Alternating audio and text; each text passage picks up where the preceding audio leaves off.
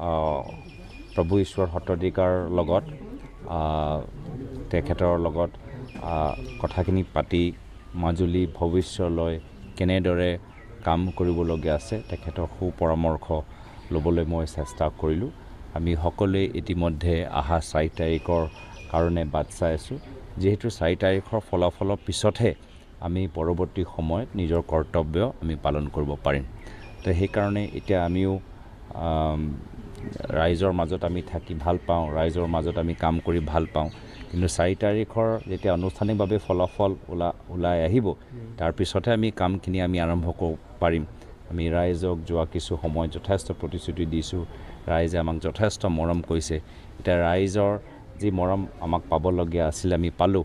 এতিয়া সেই মৰমৰ বিনিময়ত আমাৰ যি দায়বদ্ধতা আছে, কৰ্তব্য আছে, সেই কৰ্তব্যটো পালন কৰিবলৈ আমি সুযোগ বিচাৰি আছোঁ। সেইকাৰণে 4 তাৰিখ কেতিয়া আহিব, 4 তাৰিখ কেতিয়া আহিব গোটেই আমি মই ভাবোঁ মই এই ক্ষেত্ৰত মই অকলে নহয়, আমাৰ বিশেষকৈ যোৰহাট লোকসভা সমষ্টিৰ ৰাইজে বাট চাই আছে।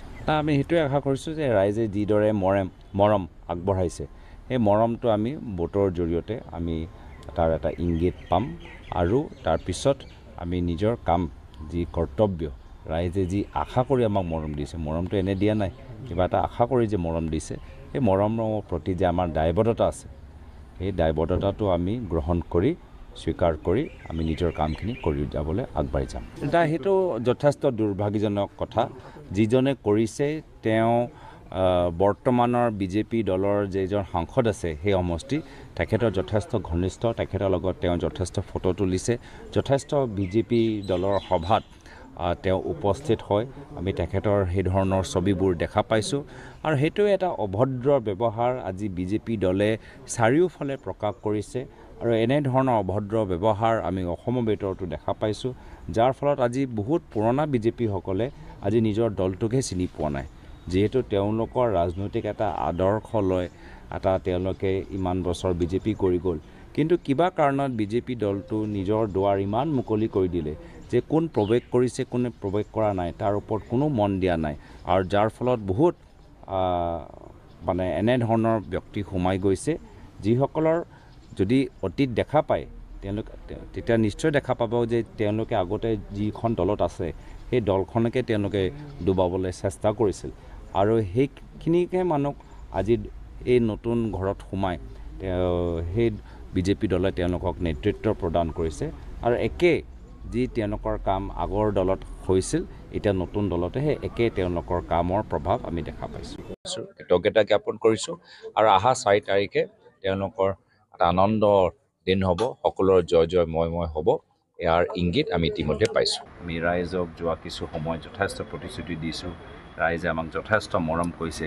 এতিয়া ৰাইজৰ যি মৰম আমাক পাবলগীয়া আছিল আমি পালোঁ।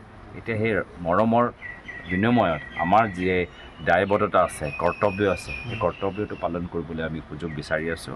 এটা শব্দত কওক দাদা, কিমানখন আসন আশা কৰিছে? প্ৰশ্ন আপুনি যেনেকৈ সুধিবলৈ বিচাৰে তাত মই বাধা দিব নোৱাৰোঁ, কিন্তু উত্তৰ মই যেনেকৈ দিবলৈ বিচাৰে তাত আপুনি বাধা দিব নোৱাৰে। সেইটো যথেষ্ট দুৰ্ভাগ্যজনক কথা।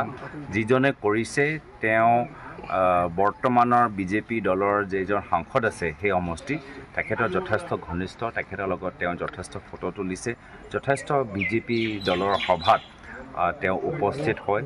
আমি তেখেতৰ সেই ধৰণৰ ছবিবোৰ দেখা পাইছোঁ আৰু সেইটোৱে এটা অভদ্ৰ ব্যৱহাৰ আজি বিজেপি দলে চাৰিওফালে প্ৰকাশ কৰিছে আৰু এনেধৰণৰ অভদ্ৰ ব্যৱহাৰ আমি অসমৰ ভিতৰতো দেখা পাইছোঁ, যাৰ ফলত আজি বহুত পুৰণা বিজেপিসকলে আজি নিজৰ দলটোকহে চিনি পোৱা নাই।